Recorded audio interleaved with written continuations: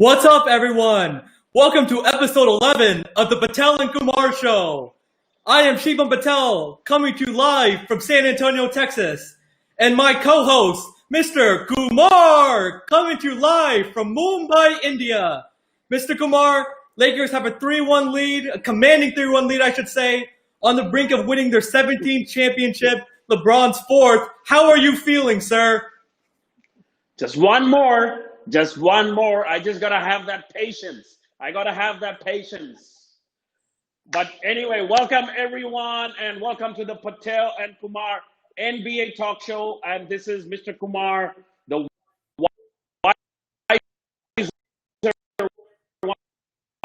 one coming to you live from Mumbai, and Mr. Patel. And of course, we're gonna discuss about the NBA Finals, and then move on to Coach Nick from BBallbreakdown, who's going to analyze the NBA Finals and some of the other games. And last but not the least, we have Sanjana Ramesh, the only D1 NCAA scholarship girl, college athlete from India. Of course, she's not the first one, but she's the second one, but she's the current active one. But man, I'm excited for the 11th episode, and we have come a long way, Mr. Patel. Oh man, we have. This has been a very exciting season. The NBA, we're very grateful that the NBA restarted again, and now we're at the NBA Finals, about to crown a champion. This is the basketball fans' dream. And so let's get started, Mr. Kumar. We got an exciting show planned for you today. So let's talk about the Lakers and the Heat, Game 3 and Game 4. So I'll let you get started first, Mr. Kumar. What are your thoughts and takeaways from those games? Well, I mean, Game 1 and Game 2, after that, I think pretty much everybody had written off, the Miami Heat, and it was pretty much considered that probably the Lakers would sweep the finals. But come on, Jimmy, you got to give props to G. Butler. He played an amazing game without Goran Dragic, without Bam Adebayo. He took it upon his shoulders to basically carry this Heat team and win that Game 3, 115-104. Let me tell you, I mean, Lakers looked really bad in that game. And, I think Jimmy Butler put them on the skates right there. Of course, Game 4, a very hard-fought game. That felt like a playoff game for me, a finals game. I just wish there was the audience and the crowd. I think that game would have been more lively if that was the case. So, Game 3 and Game 4, I mean, we have one more game to go, Mr. Patel. One more game. I could see the Lakers fans counting down for sure. Mr. Kumar, after watching that debacle in Game 1 and Game 2, I'm just happy that the games have been close and the games have been competitive. And it's been fun, to watch the Heat and the Lakers kind of go at each other. But the Lakers just have, too much talent. So I think, speaking of Game 3 first, there's some offensive sets that really allowed the Heat to take some high-quality shots. And the Heat ran a lot of pistol action in Game 3. So let me just quickly explain what that is. So it's where a ball handler dribbles it to the wing, and then he has a shooter in the corner and a big man at the top of the key. And then the shooter in the corner comes towards the ball handler, and he does a little slip screen, leading to an easy basket. And it really forces the defense to make quick decisions and to communicate. So the Heat did this in Game 3, where Jimmy Butler bring the ball up court. They had Tyler Hero in the corner, Myers Leonard at the top of the key, and Tyler Hero came towards Jimmy Butler, and he did a quick slip screen, and there was not very much communication between LeBron James and Dwight Howard, and that allowed the Heat to get a lot of easy baskets. One other play is they went off the pistol action with the dribble handoff variation. So it's the same thing. Jimmy Butler was on the wing. Duncan Robinson came behind him and did a dribble handoff, and the defender came flying at Duncan Robinson. He quickly passed to Jimmy Butler. Jimmy Butler passed back to Duncan Robinson, driving to the lane, and the defense, forcing the defense to collapse and finding wide open shooters. So I think that kind of actions and those kind of offensive sets allowed the Heat to get high quality offense in Game 3, leading them to victory. Yes, thank you, Malini Hemraj. That was, you pretty much sound like Coach Nick there, who's going to come on to our show pretty soon. So, I mean, you're getting into that whole breakdown thing. So is Miami Heat lacking a proven superstar to win a championship? I think yes. I think Jimmy Butler played like a superstar in Game 3, but I think he's in that cusp of like a star who is probably go on to become a superstar. I think he just needs to be more consistent with his Yeah. scoring. Even the series against Boston, I mean, he was not like the top scorer for the Miami Heat. It was actually Bam Adebayo. And, so I think he came up good. But I would also like to comment a little bit of breakdown of my own. I think the difference in game 3 and game 4, one was the presence of Anthony Davis. Anthony Davis got into foul trouble and he had no rhythm. And, so it pretty much, let Jimmy Butler get into the lane more often. And I also felt without Bam Adebayo in the lineup, actually Coach Spoelstra could spread out his floor, because with Kelly Olynyk and Myers Leonard, who can shoot the three, the defense spreads out a little. So Jimmy Butler had pretty much a lot of opportunities to drive inside and score. And of course, I mean, he put a 40-point triple-double without even attempting a 3-point. I mean, it's unheard of in today's NBA that he didn't attempt a single 3-point, So you got to give credit to him where it is deserved. But at the same time, I think it was a great adjustment on part of Vogel in game 4 to put Anthony Davis on Jimmy Butler and just make it more difficult for him to get inside that lane. And, the size and the wingspan just makes it harder for Jimmy Butler, and he has to adjust his shots. And that's what, he had a great start. He was 5-on-5 in that first quarter in game 4. And then he was I think 3 of 10. And, that made the big difference in terms of Lakers winning that game. So I think it was an overall defensive game for Lakers in game 4. And of course, great contributions from KCP. Of course, Marcus Morris, even Danny Green chipped in with about 9 points. So there it is. I think I wouldn't be surprised if it was LeBron and Anthony Davis actually praying across KCP's pitcher there, thanking him for that fantastic comeback. Oh my God. Yeah, KCP played unbelievable for them. And there was a huge stretch with about 3 minutes left to go in the game, in game 4, where Jimmy Butler basically had a wide open 3-pointer that would have given the Heat the lead, the 1-point lead. He misses it. Lakers come down the floor. KCP hits a corner 3. That's a 6-point swing, Mr. Kumar. And the Lakers outscored the Heat 12-8 in the final 3 minutes of the game. And the Lakers took a memo from the Heat. Usually it's the Heat that execute late in the games, but it was the Lakers. And it all comes down to shot making. It's a make or miss league. And the bottom line is the Lakers made shots down the stretch. Heat didn't. And that's why the Lakers won game 4. And just touching on the Anthony Davis-Jimmy Butler matchup, the Lakers also did a great job of going underneath the pick and roll with Jimmy Butler, basically daring him to take a jump shot. And he was kind of hesitant at first. He did take a couple shots but missed. But still, Anthony Davis's length and athleticism still allowed him to contest the shot. And his lateral quickness, Mr. Kumar, someone that is 6'11", 7 foot, to have that little lateral quickness to be able to stay with the guard, that's crazy. But I'm not surprised because Anthony Davis played point guard in high school because he was actually 6'1" his junior year, and then he grew 10 inches his senior year. So Anthony Davis definitely has those point guard skills, and it shows because the shooting on the offensive end on the floor, 61% from the field, 55% from 3, 100% from the free throw line. You can't make those stats up, Mr. Kumar. He's shooting unbelievable and insane. Yeah, I mean, come on. I mean, this is the reason Anthony Davis was pretty much bought to the Lakers, to get win a title.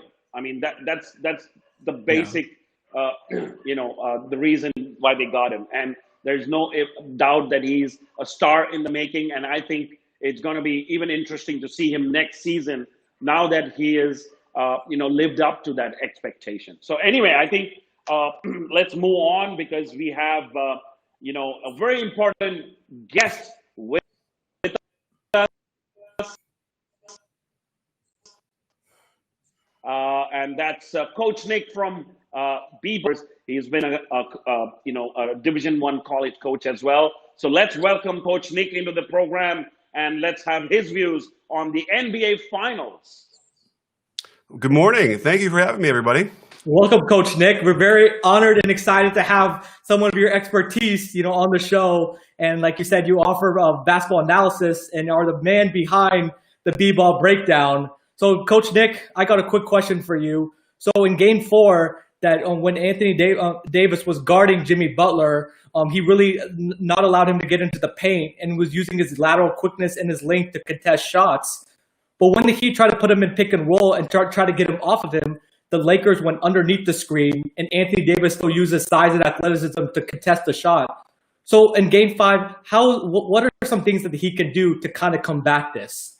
Well, it's interesting because I'm releasing a breakdown. I meant to finish it yesterday, but I couldn't. But it'll be out today. But in the first half, they actually did a very good job getting Anthony Davis off of Butler on those switches. So what was strange was in the second half, they kind of went away from some of that good stuff, which was a couple different things. They would screen and roll for him, obviously, when Jimmy Butler had the ball. But I don't know if that was as effective because, again, he was able to go underneath. And the adjustment the Lakers made in the third quarter was way underneath. And then the switch wasn't happening. But you could have Jimmy Butler set the ball screen himself. And they did that a couple of times and got the switch they wanted. And they got a double team when KCP was on him and they'd back him down in the post and they'd get good shots. So they didn't do that much at all. They had Jimmy Butler run off of a Kelly Olynyk screen off ball to the basket. And that was what was nice about that was it got him right into the lane. But the problem with that is now that AD is trailing behind, having switched, Jimmy Butler is going to go up against Dwight, who's up in there, and he doesn't want to do that. And he tries to do a wraparound pass to Olynyk, who gets his shot blocked because AD is the guy who had to switch and is now back there.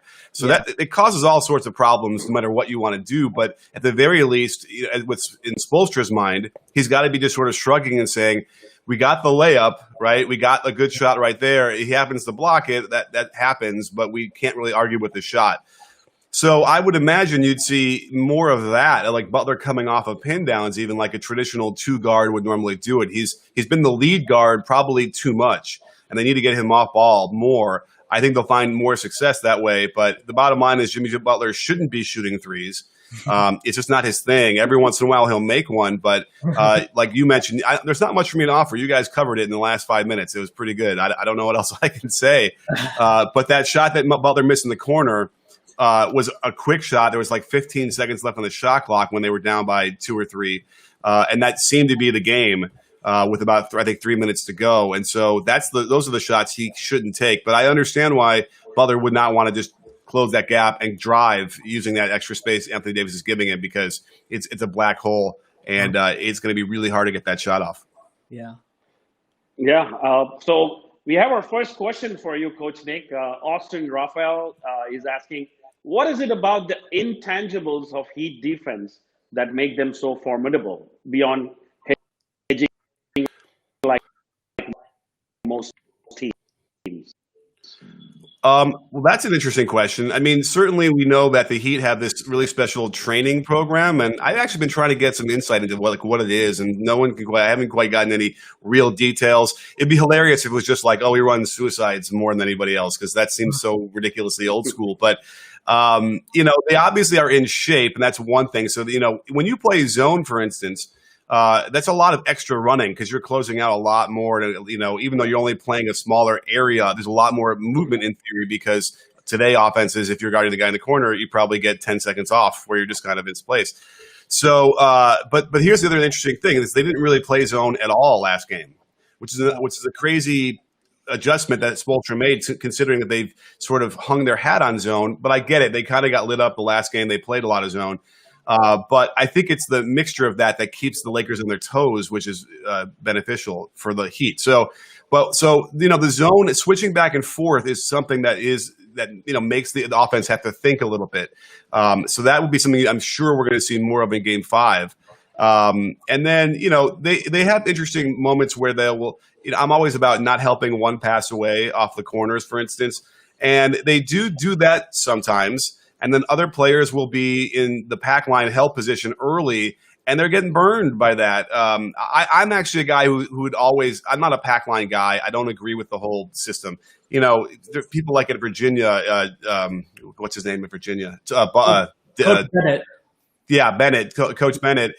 He's had historical all-time great defenses at the college level with it. But all I can say is that if you're going to have your inside foot on the lane line with a guy at the corner, what we see a lot of with these smart NBA players is they'll drive kind of like by their man from the top right at that guy who has to sort of freeze. And then they just make the easiest pass that a high school player can make to the corner. And no, you can't get back out in time. It's the guy's open. Now, he might miss it, and you might kind of feel like you're doing something there, but you're kind of just getting away with it. And so that the Heat will do that, but they'll also do it where they will stunt correctly how I would teach it and then get right back too. Yeah. So they kind of mix it up, probably personnel based, depending on who they want to shoot in the corner. But I think you're playing with fire in a knockout game when you're in a playoff, when you're giving up open shots like that consistently. Exactly. I agree with you, because even though the Lakers, shooters weren't shooting that well in the seeding games, they've been heating up more, as the playoffs been going on. So you are definitely playing with fire. So Coach Nick, I wanted to ask you, in Game 3, the Heat ran a lot of pistol, with Jimmy Butler, Tyler Hero, and Myers Leonard, and even some pistol dribble handoff. Why do you think we didn't see that as much as pistol action in Game 4? And do you expect to see more in Game 5?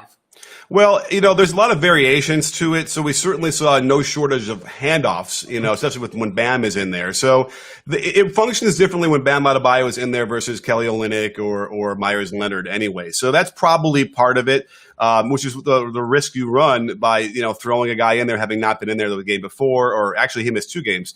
So, it could be disruptive. That said, I thought Bam was awesome and really helped them on both ends of the floor as it was. So it wasn't like he was a net negative. He was a positive for them. So I would think you're going to see a lot of the high post handoff cuts around him, which is all part of the family. We might not see exactly like, okay, dribble, handoff, screen. But I would imagine we'll get back to that. And I know that Spoelstra is looking at that and have to encourage it. It's a little bit organic. So that's not always the kind of thing like you call. It's like sort of part of their motion offense. So sometimes coaches just need to be a little bit more, a little louder in their encouragement of like what they need to get, because that happens. The other thing that I want to call out is KCP deserves a game ball here for his performance in this finals. What he's been able to do against Duncan Robinson and chase him around those screens to disrupt stuff has been really impressive. I think I might even do a video for tomorrow just focusing on that, a quick one. Because, and then on top of all that energy he's expending on the defensive end to disrupt things, then he did very well offensively and was, hit the key couple shots down the stretch. So that's a big thing. He's really being disruptive. And plus the Lakers' hands are they're so disruptive in getting deflections, and they're physical too. Yeah. So it's not just so easy to I'm going to hand off and I'm going to cut through. They got a body on you. They're pushing you. They're making it very difficult. And then all of a sudden things stagnate. I also want to say that I think that by putting Anthony Davis on Jimmy Butler, I think it kind of threw them off. And I think Butler kind of was like, okay, we got to get into 4D chess instead of just playing what they normally do. And I think that hurt them too. Yeah. So so what do you think? I mean, can the Miami Heat defend LeBron and AD? Can they stop them? Is it possible with the lineup that they have? Well, it depends. If we get the AD who in Game 3, and then also did it in Game 4, who just hovers around the 3-point line for long stretches of the game, then sure, they can defend Anthony Davis. And in fact, I think the zone could do fine against Anthony Davis anyway, because all of those mid-range shots he likes to take from 18, 19 feet, I feel like a guard in the zone could contest that as easily as his man. They generally give him a little space and then try and jump and put a hand up anyway. So I don't think that's much of an issue. Now he could try and post up the zone, which is a very viable attack, but we really haven't seen that much against the zone anyway. It could very well be why they're worried about playing it. I mean, I get it. When you have LeBron flashing high post or even AD flashing high post against the zone, there's not much you can do, which is why they haven't run it as much. But I feel like AD, the way he's been playing, they can control that. And even though his numbers were fine last game. They're not the 36, 37, 38 points that we had seen in the last round when he was really hurting people. And with LeBron, LeBron is not the same player he was 5 years ago. And, he had a terrible first half. I mean, even for anybody's standards, much less LeBron standards. He was turning the ball over in ways we don't normally see. He missed easy shots to the rim. I know one lefty layup that he airballed. There was contact right behind his neck, but it just seemed kind of like that didn't seem like enough to throw him off that much. At least he should hit the rim. But he really obviously rallied in the second half and led them and carried them and put them on their back and all those cliches. He really did. So you can't hold him down for more than the half as it is. You have to hope that your offense is playing better And that's what the Heat need to do. You can't beat anybody in the league scoring 97, 98, whatever it was, 96 points. Can't do it. You're going to have to score 110. And that's been the biggest surprise to me, is that they've been shooting so poorly from three. And again, more testament to the Lakers defense as well. Oh, yeah, for sure. So Jigglepuff is asking, how much would Dragic returning help the Heat? Hashtag you win. Jigglepuff, by the way, is my moderator for all of my chats. So, and he's always there no matter what. Even if I don't tell him I'm going live, he's there and does it. So thank you. Yes, huge shout out. And how much would Dragic return? So, he hadn't been looking great the last couple of weeks anyway before he went down. I felt like he might have been beat up, and just, at the end of the season, this is how it looks. So I wasn't, even though he was able to get 20 points a couple of those games and be very vital, it just felt like everything was a slog for him. So I just don't think it's realistic for him to come back. He's torn the plantar fascia muscle. It's like, I just don't know. People have said, yes, when you tear it like that, you actually can come back, versus like a slight tear, or it's just inflamed and it really just hurts forever until he goes away. But he helps. He's a veteran. He's keeps everybody off balance. He can hit that runner. His 3-point shot is inconsistent at best. But he has that experience, and so yeah, he would probably help to some degree. I liked what Kendrick Nunn brings energy wise and ability wise, but he got his a shot blocked by Anthony Davis on a drive that maybe Dragic is a little bit more veteran savvy to get that off better, and that was a key drive, I believe, in the fourth it was. So he would help, but not if he's not moving anywhere near close to 100%. And he wasn't looking that way before. Hard to believe he would be able to look any better after. Well, thanks, Austin, for tuning in. So Veer Gupta asks, do you think Frank Vogel has done a great coach? Yeah, that's a good question too. It's always hard to evaluate a LeBron James team as far as who the coach. It's because you never know exactly who is in charge and who is coaching it. But I will say that the things that I've noticed that are like out of LeBron's control in theory would be how they operate, how he's gotten the role players to operate around him has been really impressive. So some of these guys like Caruso and Kuzma even probably don't look as good on other teams. I don't think Caruso would look, and Caruso looks good. Like, he's a legitimate NBA player and sixth man or whatever you want to call him. I don't know if he'd look as good playing for, Orlando or one of the other teams that's closer to the bottom. But because the way they've shaped this team around, they've all bought into their roles and they understand how to function there for the most part. That tells me that they're being coached really well. On the defensive end, though, that's really impressive. I think Vogel's really focused on that, realizing that, LeBron, he's LeBron. We don't need to worry too much about the offense in theory. But I think that defensively, what you see them doing is really impressive, and also probably deserve just a breakdown on that. It's not so sexy to talk about defense, but the way they're physical, the way their hands are active, the way they move and play. LeBron isn't the guy who gives out on energy all the time, but he's been giving out more this year than I'd seen him. So that's a really big key for them, and you can't look. You have to start with Coach Vogel when you're looking at who to give credit for. Yeah, and people were ready to, discount Coach Vogel early in the season, thinking that, he had Lionel Hollins and Jason Kidd, but he's done such a great job of not only leading this team, but managing all the different egos. So, Coach Nick, I wanted to ask you about the Miami Heat lineup changes, especially with the bench. Do you think Myers Leonard should have played more rather than, Iguodala? Because Myers Leonard really spaces the floor. He'll bring the bigs on the perimeter, opening up the driving lanes. Either way, depending on, I think it's like how they've played determines playing time.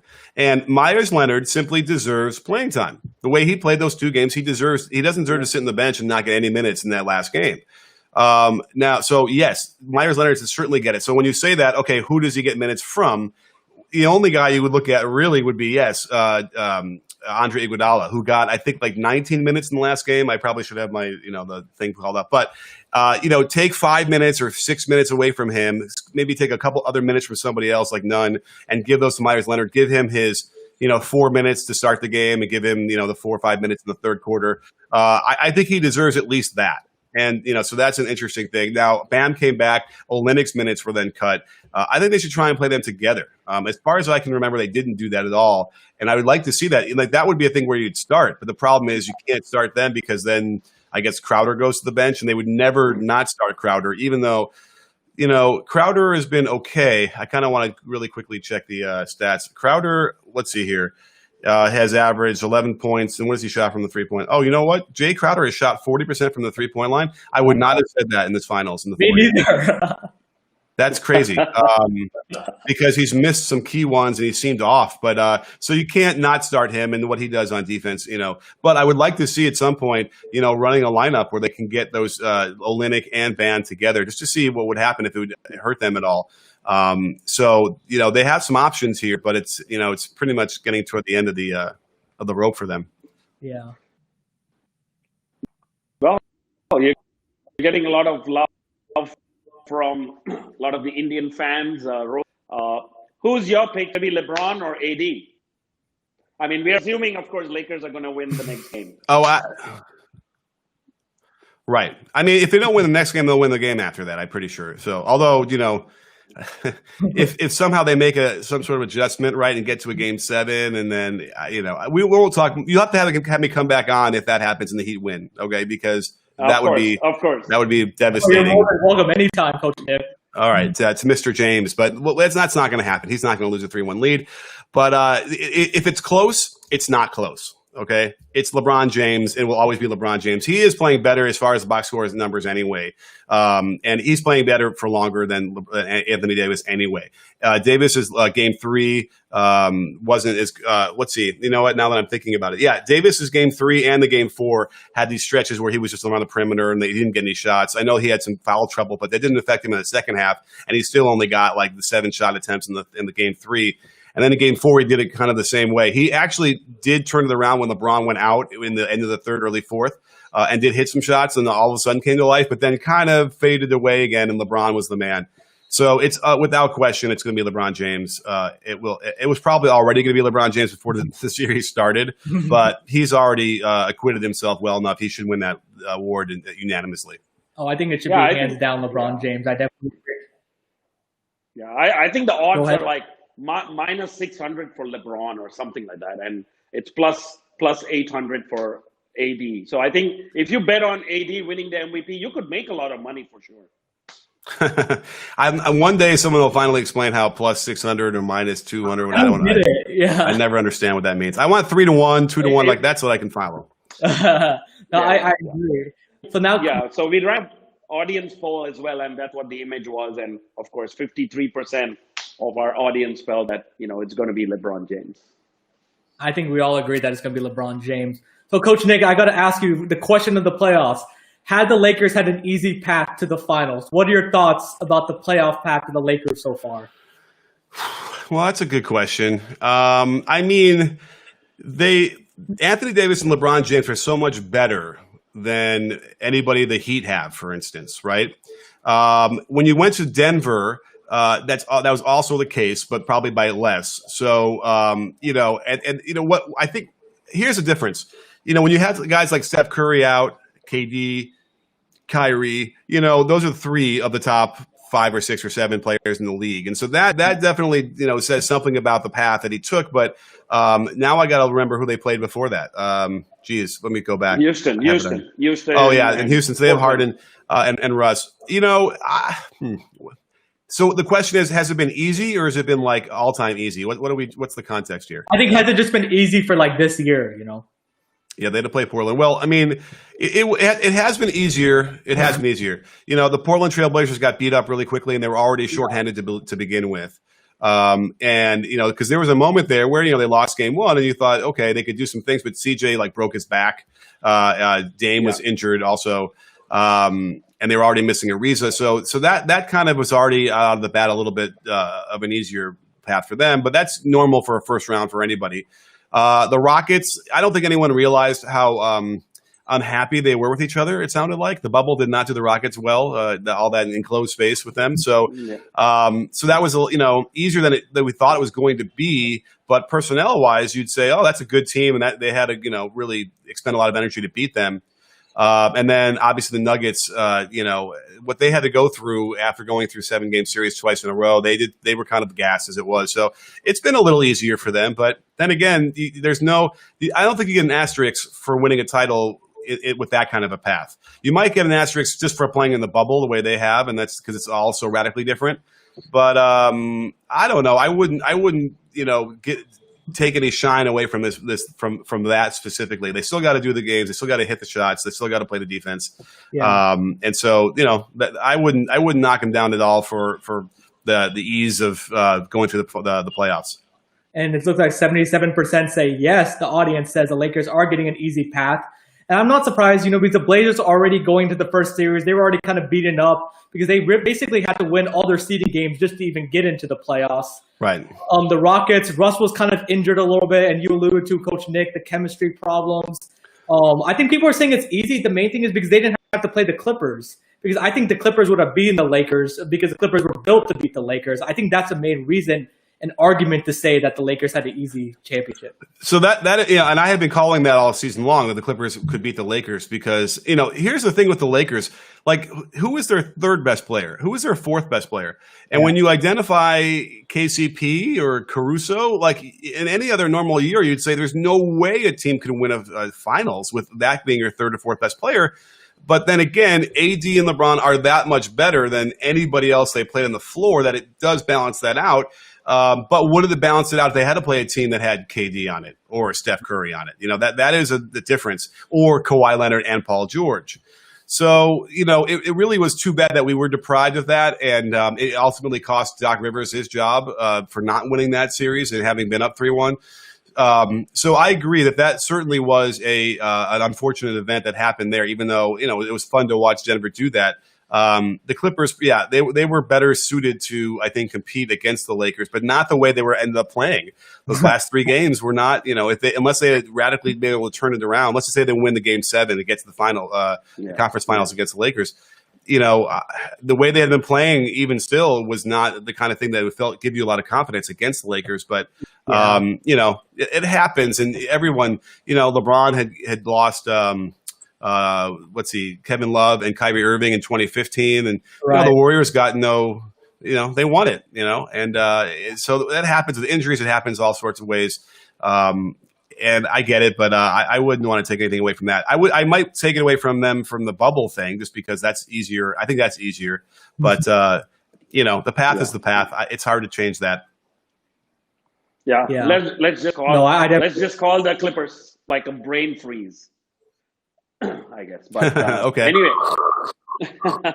but I think moving on, like from the teams to, I think Doc Rivers was hired as the coach of the Philadelphia 76ers, and of course, our audience also asked Steve Nash being hired the coach of the Nets. What are your thoughts in terms of Doc Rivers and Steve Nash? Okay.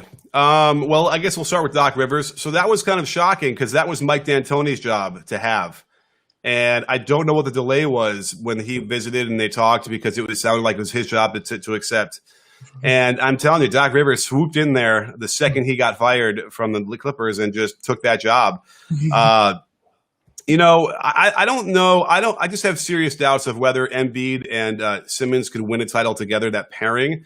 So I don't think he's going to get them to a title, but then again, maybe nobody, you could bring Phil Jackson out of retirement and he wouldn't get there either with them. I do hear that they're going to do some roster changes, and I would imagine that's at least Horford is not going to be there. But I would be a little bit surprised if they did break one of those up, but I would trade one of them. And that's probably the next big question is, who would you trade? I might trade Simmons. I feel like he's the guy that is more troubling for a playoff than Embiid would be. So, I don't know exactly what his value is at this point. He's exciting. He's great. If you use him properly, they certainly weren't doing that by the end of the season. So that's a real problem that a coach would need to figure out. And that's what Doc has on his plate. How can he get Simmons to play his best with knowing that they're ultimately going to be able to shut him down without a lack of any kind of, shooting from outside of 5 feet. So that's going to be a challenge. I think Doc is going to be fine, and he'll be better than what they had there. But I don't know if they get farther than where they got anyway. So that's probably what's going to happen there. And then Steve Nash, it's a big unknown. If we want to look at Steve Kerr as the template there, then that's certainly great. And they have the pieces to replicate that in Brooklyn. So that's possible. I've seen Steve Nash coach live and up close and personal, and it's really impressive. He really understands the game, has a really great eye for detail, which tends to be a thing that some coaches are challenged by. And he certainly, I would think, knows how to manage, and communicate. So I would expect them to be very, very good, top of the Eastern Conference, and have a legit shot at getting to the finals next year with that team if they're healthy. I agree. And I keep telling Mr. Kumar, Nick, our coach Nick, that I think that the East is going to be the deeper conference because they have the Celtics, the Sixers, the Raptors, the Celtics, and the Nets. So I think the Eastern Conference is going to be a lot of fun to watch next year. So, Coach, you like the Celtics if you listed them twice. Oh, my bad. Okay, then I get that's 4 teams. So I don't know. I don't know about them. And I think Brad Stevens is going to be in the hot seat next year. Yeah, well, we'll see. He didn't make the necessary adjustment. He got outcoached by Coach Spoelstra. So I got to ask you about the Clippers vacancy. Who do you see taking that seat? Do you see Tyronn Lue coming in, Sam Cassell, maybe an underrated hire like Mike D'Antoni? Who do you see, Coach Nick, as the next Clippers head coach? Well, that would be interesting. So D'Antoni, I haven't even heard that, but obviously that makes sense once he doesn't go to Philly. And that actually might be a better fit anyway. Mike D'Antoni wouldn't have fit in Philly with that personnel as it is, I don't think. Although I guess in theory, Ben Simmons running that Nash role, again, but it feels so regular season to me and not playoff, threatening. But D'Antoni's interesting. I hadn't really considered him only because it seems like a done deal that Ty Lue would get it, and then he's just negotiating by, visiting New Orleans or whatever. But so Ty Lue, because it's like if you're looking for a coach that already has experience who can come in right away and win a championship with a team that's built for that. Well, Ballmer needs to only look, over his shoulder, and there's the guy who's already on the bench for them in Tyronn Lue. So that's why it seems like a no-brainer. But again, every day that goes by that doesn't happen is a little bit interesting to me. So I would imagine there's negotiatings going on right now with him, and if they can make it work, they'll just hire him. But if he wants too much or whatever, then maybe that will be something. I'd be wondering also if he gets to hire his own assistant coaches or not. That doesn't always happen that way, interestingly enough, where management kind of just wants to say who they have to hire. Doc Rivers was doomed the second they hired Tyronn Lue. And I know that Tyronn Lue was a protege of his, and he trusted him. I know Tyronn Lue didn't do anything to undermine him, but that's the risk you take when you have a guy who's already won a title as a head coach on your bench. The manager's always going to look at that and go, "Oh, let's just bring him in then." So I would be shocked if it wasn't Tyronn Lue. I know Sam Cassell has been grooming to be a head coach for a long time, and we'll get a shot for sure. But I think when you're talking about a team ready to win and they have to win next year or else lose Kawhi, perhaps they need to do something. That Tyronn Lue seems like the best bet. Well, I think good luck to any coach who comes in, because I think they have a lot to prove and live up to those expectations of winning the championship again. But I know an audience asked a question before and we forgot to ask that, but who do you think is like the most underrated player in the NBA? Oh my goodness. Because I feel like I had answered that. We talked about this and I'm forgetting who I said, but who did I say? Who's the most underrated player? Did we talk about this before yesterday? And I did I tell you? No. I'm blanking. No. It's early here. I don't remember. Yeah. Who was the most underrated player? Gosh, I had this answer ready to go. I mean, let me think about it for a second. Who are the typical people we talk about? Maybe I don't know, Devin Booker or some. Yeah. Oh yeah, no, he's not underrated. I feel like. Let me think about who I'm going to think about it. Let me look at the teams here. Let me 1 second. Okay. So Jamal Murray was a guy who, after this playoff run, was so impressive to me that I'm like, he's like a top 5 point guard in the league, or maybe even a little bit higher. Now, of course, we all forget that Steph hasn't played for a while. But and then Steph, Kyrie, whatever, knock him down farther. But Jamal Murray could very well be that guy. The way he scored and the way he assisted and played that position in those playoffs was as skilled and as impressive as anybody I'd see. He'd do everything and more. He would do shots that you'd never believe anybody could do. So that is a huge one as far as underrated. Drew Holiday, maybe. I don't. Yeah, true. I mean, I feel like, see, here's the problem. You get into the situation where, well, he is, regarded pretty highly. So maybe he's, rated where he should be. So Drew Holiday is Maybe, in that discussion, but Bradley Beal, maybe, because he doesn't get his due. I mean, he's not an underrated player, but I just think that nobody takes him seriously because he does stat sheet for the Washington Wizards. oh, Brad Beal is another great one. Yeah, for sure. I mean, he had a ridiculous season and no one noticed it. No one watched it because he's in obscurity in Washington. So that's another good call. Certainly Bradley Beal. Maybe Damian Lillard before the bubble, because he missed out on a couple of All-Star appearances. Yeah, but I don't think he's underrated. I think everyone recognizes greatness there, So it's like, I'm looking for the guys who are, like that. Like Jamal Murray is not even a great pick anymore either because of what he did. Everyone now really knows it. Gosh. We got an audience question that said Tyler Hero. I wanted to say that, but he's so young that he's not even, we're not even ready to kind of rate him either way yet. But I think he's going to be an all-star. So yeah, the problem is what the Heat are talking about, like anybody potentially bringing in to like get him better, kind of like cuts into Tyler Hero's minutes next year, which sucks because he should start. Like I'm thinking that maybe Dragic goes away and they put Tyler Hero there and let him start and develop, and then they don't miss too much. I mean, the irony being they made it to the finals this year, but maybe they don't make it to the finals next year, but they're better, overall, and eventually they'll be better. But yeah, I mean, Hero is definitely in that discussion. But again, I think he is still up and down. So we're not quite ready to rate him, it's pretty premature for now because he's like, as you said, I mean, he's a very young player. I mean, he's got a lot of improvement, a lot of room for improvement, of course. So let's hope that he develops his game and becomes a star. Yeah. Well, the guy that I always trumpet, though, the guy like T.J. McConnell, In fact, I was going to make these T-shirts that says T.J. McConnell is good because people don't really want to believe that. He's good. Even like a guy like Anthony Caruso, he's good. He is underrated. There's another example.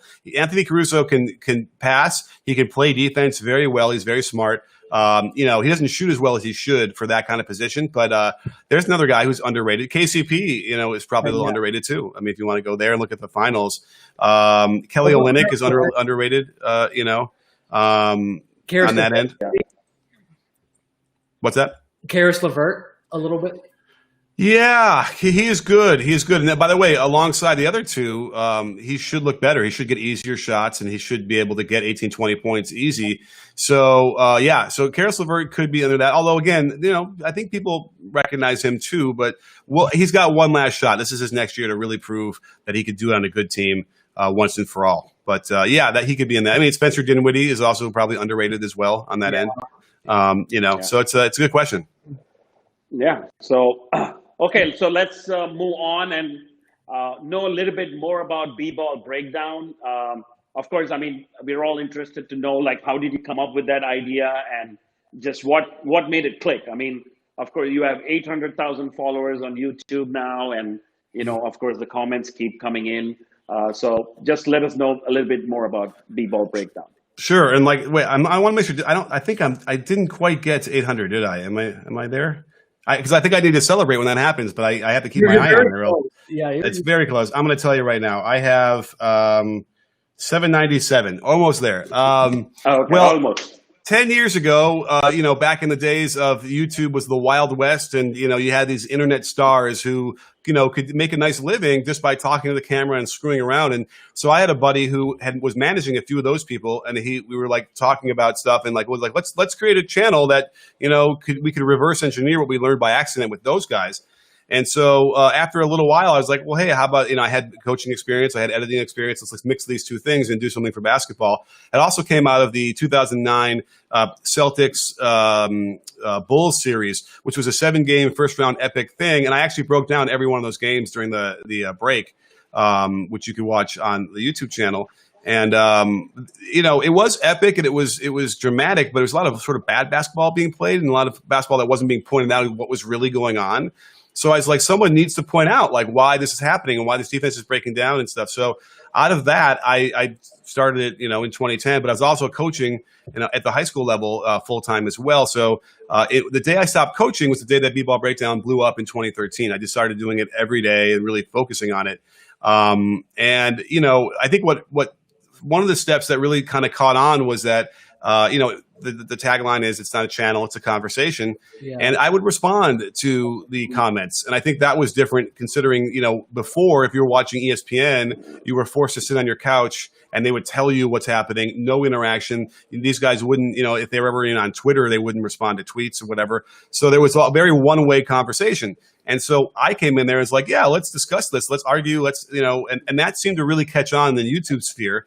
And people really dug that. And so that was probably the genesis of it. And then certainly just making it look better and better. 2010, I wasn't even doing HD for a lot of it in the beginning. Yeah. Once I went to HD, that was ticked up in views and subscribers, and made it look better and better for the background. So all those things kind of contributed. And then, then when focusing on it every day really made a big difference in 2013 going forward. And then that's it. And I still try. It's a little harder to keep up with the comments these days, but I still try for the first 24 hours to get in there, respond, and interact. And then certainly on Twitter, which is a whole other animal. I'm on there a lot, just kind of interacting during the games and stuff. So I think that was really the key. I think the key was the interaction between the people watching and me. And that continues to be a thing that people really want to be able to do. And it brings me lots of pleasure and joy to be able to interact like that and get the feedback right away and know what I could do to improve or not. Yeah, and I definitely enjoy watching your channel, Coach Nick, especially post-game, Think that instant reaction and instant post-game thoughts. Then the next day, the actual breakdown. So your channel is awesome, and it's definitely going to continue to grow. So I enjoy it. I'm a fan. Thank you so much. And thank you. And of course, it was very interesting to talk to you. And maybe you can ask some of our followers to follow your channel. You can talk about it. And Yeah. Oh, well, listen, it's not hard to find me. If you type in B-Ball on YouTube, it will autofill to B-Ball Breakdown pretty much. I've been around that long, simply because I've been around so long. But, B-Ball Breakdown is where it is on YouTube. Certainly Twitter is there too, and that's a fun conversation.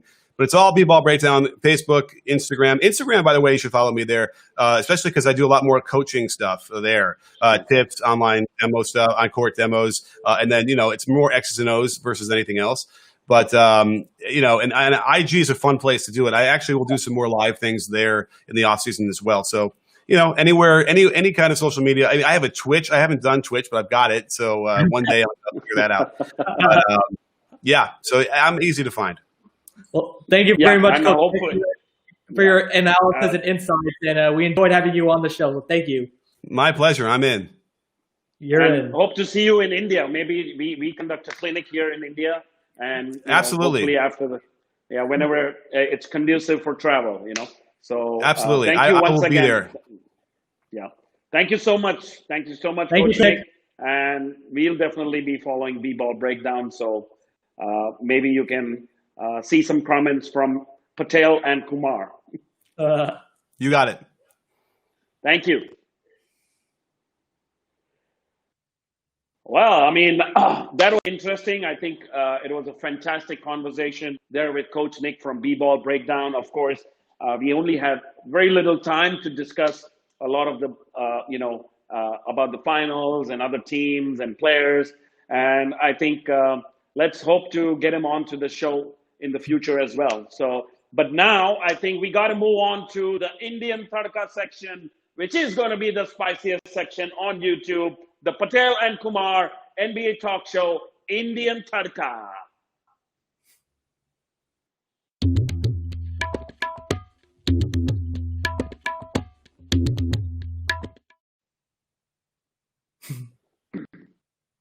Well, welcome back once again to the Patel and Kumar NBA talk show, Indian Tadka. And we are going to make it spicier because we are going to have Sanjana Ramesh, who's from Karnataka, but currently playing for Northern Arizona University, a D1 NCAA basketball women's team. And, we're going to have her on the show. So welcome to Sanjana Ramesh from Northern Arizona University. She's currently in, of course, Arizona, practicing. And I think the season starts pretty soon. So we're going to see her, in action in this Indian Tadka section.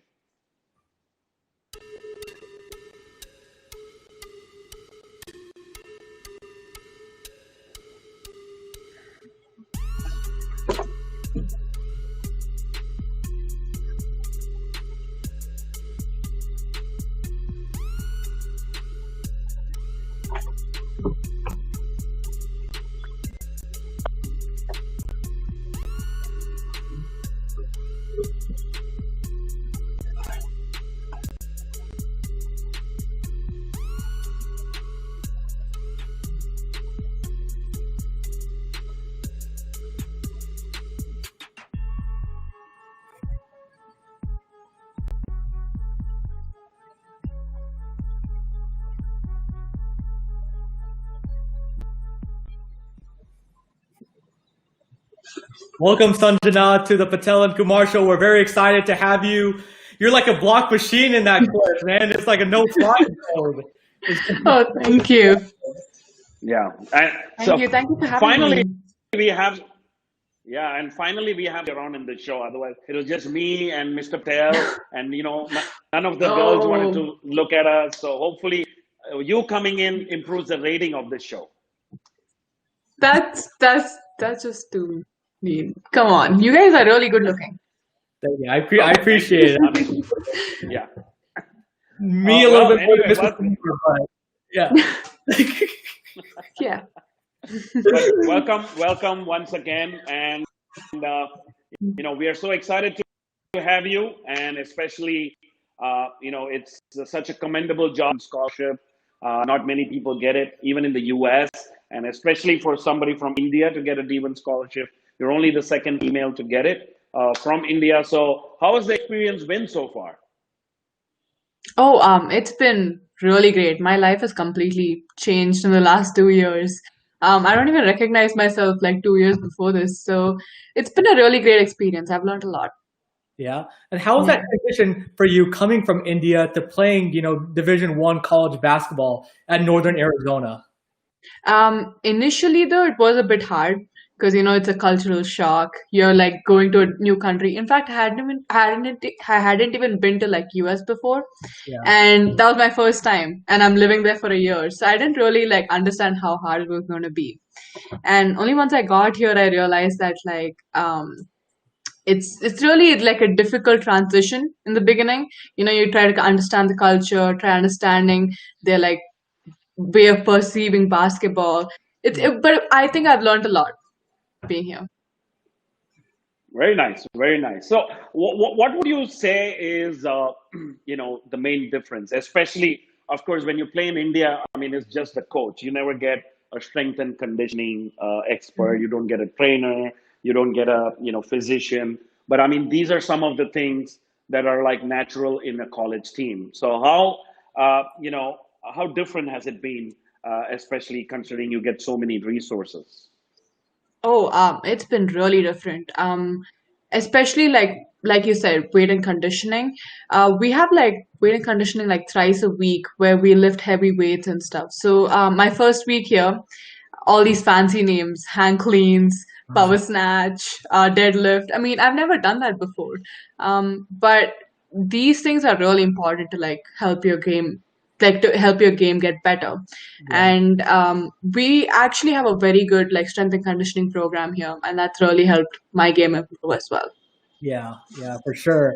So what are some of your goals for the upcoming season for yourself and then for the team as the season's going to start at the end of November? So this year we're expecting to win the Big Sky Conference and get into the NCAA tournament. I mean, we always are every year, but this year we have a very, very good chance of like getting into the NCAA tournament. And personal goals, I mean, it's more like detailed, I guess. Have like maybe be the highest blocks on the league in my conference, I mean. And then also like just at least get like 10 to like 15 minutes of playing time because it is pretty competitive here. Yeah. Okay. Yeah. And so basically, you're saying is that because of you playing almost in the starting five or coming off the bench, that you guys would qualify for the NCAA tournament, right? I hope. I love that confidence. They definitely. Yeah. I know. But I mean, overall, I mean, we always, laud about men player from India. Of course, we want an NBA player. Of course, not too many people, of course, know about WNBA as well. What are your aspirations in terms of, are you planning in terms of trying to get into a WNBA team? Would that something that would be your number one goal? Yeah, my ultimate goal is to get into the WNBA. Basically, like I've already started preparing right now, making a plan about by my third year, I'll have a very good idea if I would get into the WNBA or not. And I feel like this would help both my academic goals because I'm also very academically like competitive, I guess. So Yeah. That's my first goal. If I get into the WNBA, I'll also do my masters or PhDs while I'm in the WNBA. If that's not the case, I mean, there are other leagues possible too. Like you start off in Australian league or like in Europe, and you start building from there. And then after a few years, maybe the WNBA would call you. So I'm also preparing for that. We'll see how that goes. Talking to a few people here and there, just asking about everything like all the information I can get about like different leagues available. So, Yeah, and it's never too early to start doing that, because you're in Mhm. the second year and keeping all your options open. It looks like we ran an audience poll asking, will India get a WNBA player before an NBA player? And 76% say yes. So Sanjana, what are your thoughts about that? Oh, I love this.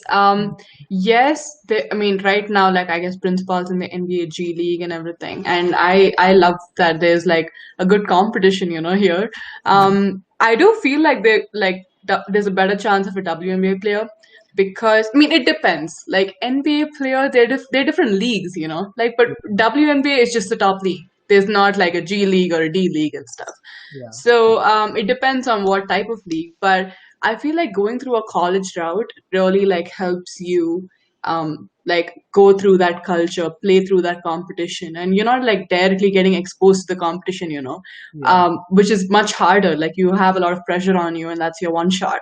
But I feel like this way I'm getting more prepared, and we have a better chance of. I mean, women have a better chance in this case to like Yes. get into the WNBA.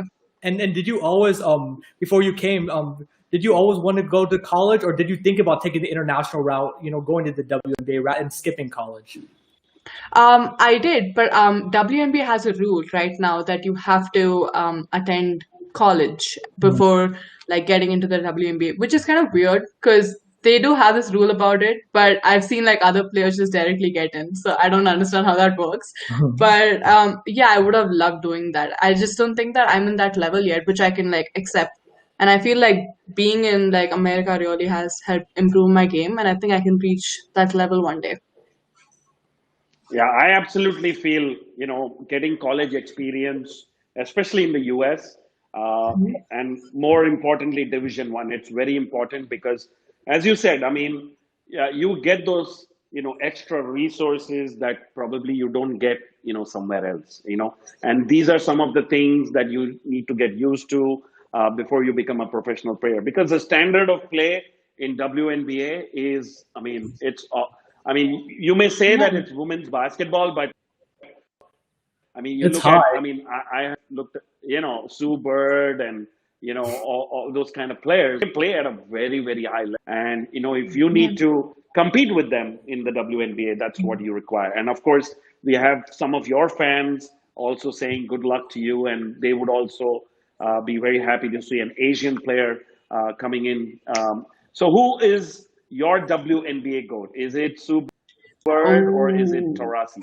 this Ooh. is hard because they're my favorites. Um, this is just really hard. I mean, right now it's Sue Bird, but then like Diana Taurasi, I feel like right now, I mean, they're really old too, so they're retiring a bit. But yeah, it's Sue Bird for me right now. It's just at the moment. But Diana Taurasi is my all-time favorite. I always say that Yeah. in any like interview to anyone. Yeah. Yeah. So No. yeah, I mean, for me, Diana Taurasi was like the Magic Johnson of like WNBA or something. Yeah. She was amazing, She Hmm. was. She was. Yeah. So So Soham is asking, since basketball scholarships are rare, do you believe it's possible for Indian players to go to the U.S. on virtual scholarships? Virtual Not scholarships. virtual. no, Or on virtually. the virtue of their game, I think. Oh, virtually. Okay. My bad. Sorry. Yeah.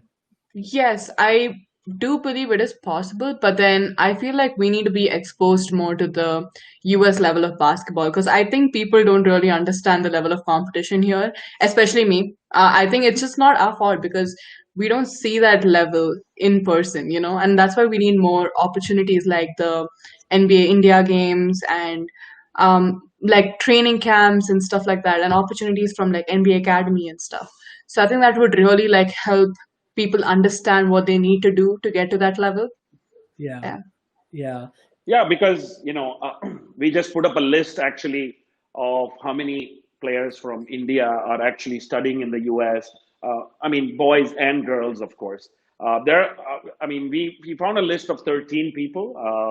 Of course, you're the only one who's got a D1 scholarship. But 9 girls and 4 guys. And if you count, of course, Princepal Singh is now going to play in the G League. It's pretty amazing because, as I said, when we met yesterday, I studied in the US, and this was 20 years back. I didn't know a system like this existed. So it towards this goal of getting a college scholarship. Yeah. So Yeah. see, that's the list we have. Of course, Harsimran Kaur also, and I believe you also help players like Vaishnavi Yadav and others in terms of helping them with their SATs and TOEFL and stuff like that. Yes. So like with this process too, there are like a lot of registrations and like forms, and it's a little confusing in the beginning. I did help Vaishnavi, Harsimran, even Asmat here and there. So I feel like it's a good position to be in because I'm able to guide the next generation that's coming into this group. Absolutely. So all we can do is wish you the best, and we just hope that you get more minutes. You play in 5, and of course your team qualifies for the NCAA tournament because that would be amazing. Because I know Kavita Akula was also in a Division 1 team, but of course we couldn't see much of her, game time and playing minutes and stuff like that. But we just hope the best for you. Yes, Thank you. Yeah, good luck, Sanjana. And we look forward to watching and keeping up with Northern Arizona, keeping up with your journey. It's very inspiring and it's awesome. Thank you. Thank you. But you gotta learn, this Dikembe Mutombo move, like whenever you block, you got to do the finger wave. Yeah, I've been working on that actually, like trying to get a signature, like after a block signature move or something, Yeah, we'll see. It's like Dikembe. Dikembe used to do this, Yeah. Not on my watch. Not on my watch. No, zone. No. Yeah. But thank you. Well, thank you very much.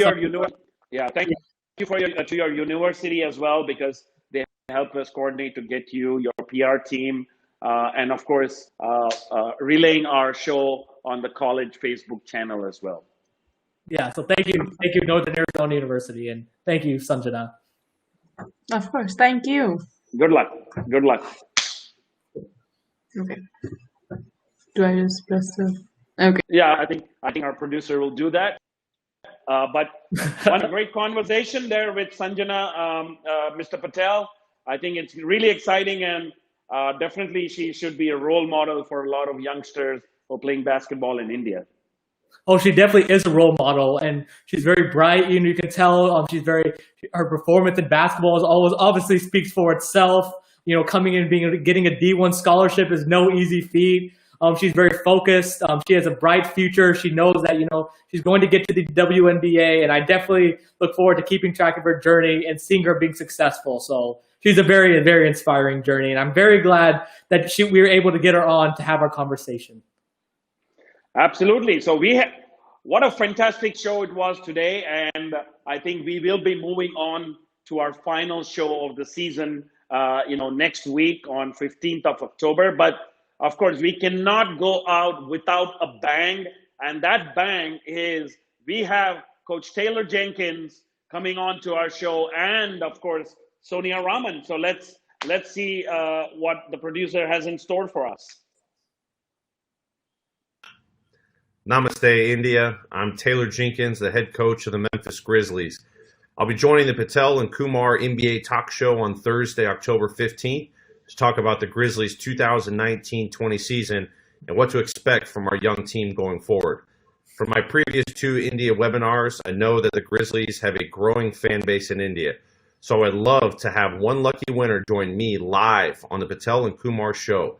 All you need to do is to put out a post on social media using the hashtag #MeBeGrizzlies and tell me why you love the Memphis Grizzlies. Who knows, maybe you'll get to meet not only me, but also another very special guest. See you soon. And don't miss our final episode. Next Thursday, we're going to have Coach Taylor Jenkins, Memphis Grizzlies head coach, and the first Indian assistant coach, Sonia Raman, with us live at the Patel and Kumar show. You don't want to be at no other place next Thursday. The Patel and Kumar show at 7 p.m. India time. Namaste, fellow Strees. My name is Sonia Raman, and I am a newly appointed assistant basketball coach with the Memphis Grizzlies. Catch me live on the Patel and Kumar NBA Talk Show on October 15th at 7 p.m. India time. Head coach Taylor Jenkins and I will be talking about the ways forward for our young team. I will also share my personal journey of how I became the first female Indian origin coach in the NBA. I know there are so many talented women's basketball players, coaches, and officials in India, and I hope you are inspired to continue to pursue your passion for basketball. Always remember, we Streets got game. See you on the 15th. Well, it looks like a Women's Day special today. We had Sanjana Ramesh, going to have Sonia Raman next week. But another inspiring story. But I want everybody to please tune in to our show live next Thursday, October 15th at 7 p.m. India time. And of course, 8:30 a.m. Central time. And of course, please do not forget to subscribe to our channel on the Ekalavya's YouTube channel. Like, share, and subscribe. And of course, you can follow us on Instagram and Twitter at Patel and Kumar. Yes, and don't also forget to like, share, subscribe to the Patel Pick and Roll Sports YouTube page and all our social media channels at Patel and Kumar on Instagram and Twitter. Keep the comments coming in. We've already got some audience questions for Coach Jenkins and Coach Raman, and we look forward to having some more. And as the finals wraps up, we'll see you next week. Peace out. No, but I think we got one more. I just saw somebody. I think I saw Anthony Davis roaming around in Punjab. Did I see Anthony Davis roaming around in Punjab? Oh, we do. We got a Punjabi Anthony Davis. Okay. we gotta roll that in because the Punjabi Anthony Davis is a must. My bad. Let's see it. Man, hey, look at there, right there. The facial features and then the hair. It looks very similar, Mr. Kumar. They have very similar features. I would have said Anthony Davis. What's Anthony Davis doing in India? No, I don't know, but actually Anthony Davis has a twin sister, and I don't know, maybe a twin brother as well in Punjab. Yeah, I like the unibrow. The unibrow is on point too, man. So yeah, Punjabi Anthony Davis. So shout out to him and shout out to everybody involved. Thank you to the audience for listening and tuning in. Thank you, Mr. Kumar. I always enjoy it. I'm the better half of the Patel and Kumar, and I'll see you. We'll see y'all next week.